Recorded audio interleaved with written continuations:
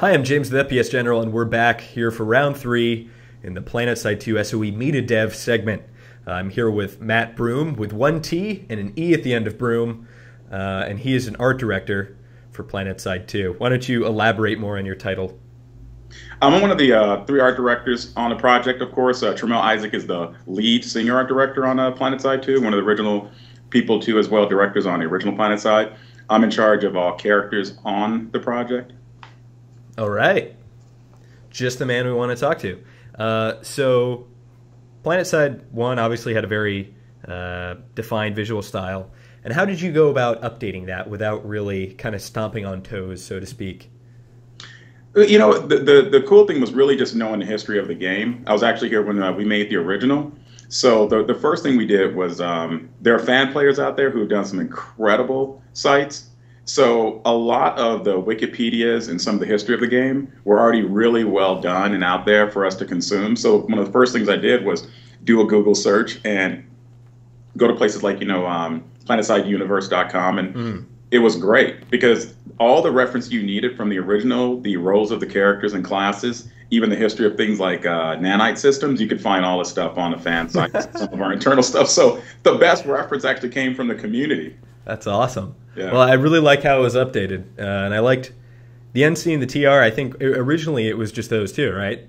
That is back in, it was like red versus blue. Yeah. But then we needed this third faction, the interesting one, the TR. Are you a TR or a VS guy? Excuse me. TR. TR, you're TR? Yeah, well, okay. I am TR. Definitely all red. All right.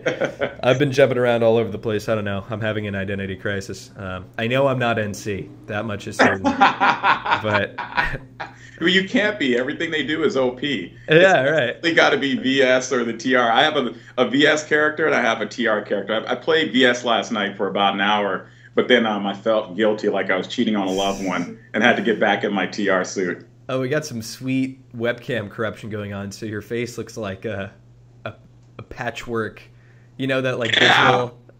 Oh man, it looks. Is it doing funky stuff? Yeah. Oh, we may have to cut. Do I still look like a space alien? No, you're just kind of low definition. So, and now you're frozen. Oh, it's getting better. Like I'm broadcasting from another planet. Yeah. That would be cool. Yeah, it's like and there's a delay. There we go. Everything's all set. Okay. All right, so we're back. Sorry about the interruption. He hasn't finished his coffee, so we haven't been gone for all that long. No biggie. Right. All right. So biggest size I could get. Really? Yes. I was up all night last night playing the game till like 4:30 this morning, dude. I actually got to sleep surprisingly early last night for Holy the launch cow. of Planetside 2. But I've been playing the entire morning. So, how did you go about updating it? I already asked you that. So, in the future, when you're looking to add new stuff, obviously you don't want to kind of have the old design be a hindrance when you want to update things. For instance, the pulsar, the gun, that definitely got updated. Although I do kind of love the old one. Yeah. I played VS in the original Planetside.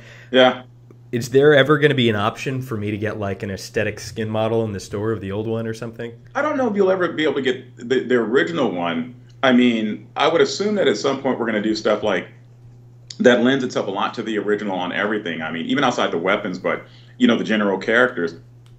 I mean, even right now we're doing stuff internally that is, taking us in a direction to have an alternate to characters, where you can have a choice between the kind of basic armors you use. But the one thing we're always doing is it's real funny. When you look back at the original, regardless of how old it is, 11 years now, there's still some really cool designs in the original.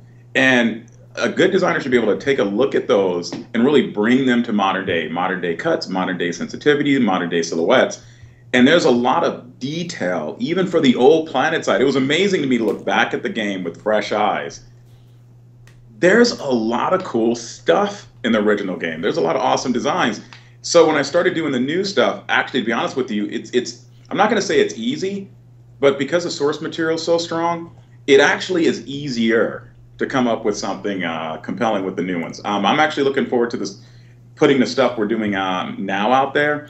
There's a lot more options to how you can customize your characters, not just the skulls that you guys are seeing now, not just the camo you guys are seeing now. There's some really amazing stuff, that's coming in the pipeline. But No, the original has some really awesome designs, and you can go left or right with those and come up with a lot of really good variations. Right, right, for sure.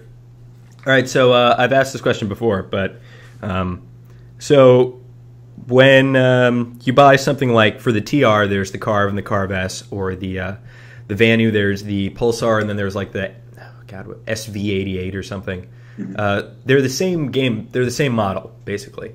And I know there are ones that are kind of like slightly different, so to speak. They have a different stock or different barrel or receiver or whatever. But I've looked, and I know these are the same model. And it's understandable that maybe there will be a model that's similar here and there. But are there intentions in going forward to kind of go back and if you come up with a new model, kind of replace some of those, or are you just gonna toss in new weapons with new models and let the old ones kind of lie? For sure. You're going to see like your typical MMO. You always have your launch material. Right. And a lot of experienced MMO guys know that the stuff you hit with day one, there's like all this stuff happening that's heading towards launch. Then post-launch, you start to see a lot of this stuff grow in the tree. It'll be that same way with everything. I mean, I'm sure you'll see new vehicles. I'm sure you'll see new weapons that are completely unique, to faction. I'm sure you'll see new armor sets. All that stuff for sure. Higby and those guys will tell you they have plans for all that stuff. It's just really making sure that the scale for the game was right and the content for the game. So you're saying that that things will be changed retrospectively as far as gun models? Not necessarily change retrospectively, but adding to the tree. Okay. You're always going to see new weapons pop up. You guys kind of saw that in beta where you saw the Gatling gun pop up. Right. And you're playing a game right now, and all you hear is a Gatling gun in a game because people are buying them at the store. So right. You'll see the same thing keep happening with the weapons is, the weapon tree at launch doesn't represent the weapon tree probably even in 3 to 6 months from now. So it'll be this, same SOE style where you're going to see regular updates, new weapons all the time, drops constantly of, store-bought and specials that you can pick up for items that are, be out before patches and major updates. So you'll see stuff getting constantly added to the game. Cool. There's a lot of weapons that are kind of drawing on like standard weaponry, like assault rifles and shotguns and pistols and stuff like that. But I mean, if we're talking about the realistic lifespan of this game, it's got to be 5 to 10 years. Absolutely, I would say. Absolutely. You could tell by the ranking system. You could tell by the experience tree that you have to have with the certs. You can feel it a lot in how you gain XP in the world, specifically to like spawning vehicles faster and buying things down using those certs. If you feel like the lifetime of the game, I'm an avid Battlefield player, you can almost feel the difference between the two. You can unlock X number of guns really fast in other games, and in Planetside, you can tell you're getting sprinkled with one of each kind of weapon. Unless you got Alpha Squad, you have 2 of each kind of weapon. Right. But everything else you have to play and actually fight to get. And you can pull the tree on a lot of those items. Is steep based on what you're wanting to get. It means a more veteran person has to be more committed to the fight and more time in the game. So you'll keep seeing that ramp in the game. So how escalate, but it's definitely a 3 to 5 year plus type of title. Right. So with that in mind, there's only so many times you can really iterate on an assault rifle or a shotgun or pistol. So is there going to be crazy weapons? Are we going to start seeing some really strange, kind of like the Pulsar in beta? With like a Ghostbusters stream or something. I tell you, with Higby, you never know. You never know. That's definitely a Higby question, but I tell you, it's Planetside, so you never know. Interesting. You never know. So new vehicles are coming, I would assume, down the line. You don't have to comment on when. What are some of the aesthetic challenges when designing those? Well, the big thing is, at launch, you see a lot of vehicles that they really are sharing their factional colors. The challenge is always with the vehicles is where things just change color but the silhouette stays the same. It's ways to actually distinguish the role of those vehicles and the look to make sure that you're not accidentally TKing or team killing your own faction. I mean, even outside the GUI. Right. So the challenge with them all the time is, how do you get 2,000 people on a map? Everybody with the ability to spawn vehicles within minutes with a cooldown and not kill each other on accident. For whether it's the characters of the vehicles or even the aircraft specifically, that was a place where really the extended beta period that Sony Online had for the game was critical, where we could really look at data and see, where we were winning and where we were failing. But those same challenges do trickle down to the vehicles and the characters actually. Just the amount of tests we did from 100 to 200 meters with those characters, drawing them at their farthest LODs, level of details, to get it right, very difficult. That was probably some of the toughest part of the sledding in the development cycle. That was an excellent answer. That was really good. All right, so when we talk about the 3 faction, but there's almost a 4th faction, the nanite system stuff. Yeah, that's all kind of strikes me as kind of like this modern RIS system kind of tactical stuff. Where did the inspiration from that come from, and where do you think the aesthetic kind of path is going to go in the future with nanite systems? Because I'm sure we'll be seeing more weapons and common pool stuff from them. Well, and that's the cool part, because I totally agree with what you were saying. With the nanite system, it is definitely a 4th faction in the game. And when you're playing it, you feel it. Because when things go neutral, no one owns it but nanite systems. It's almost returning back to its host.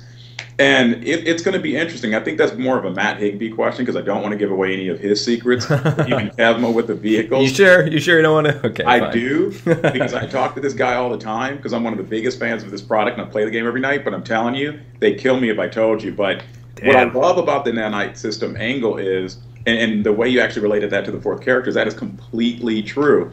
And what I can't really wait to see is, how things like nanite systems impact more continents, and what role they play, in the future of the game. Oh, are we talking about PvE? No, I don't want to say. I don't want to spoil anything or put any kind of ideas in anybody's head. Well, if you're going to hear it anywhere first, just follow Smed on Twitter. Okay, all right.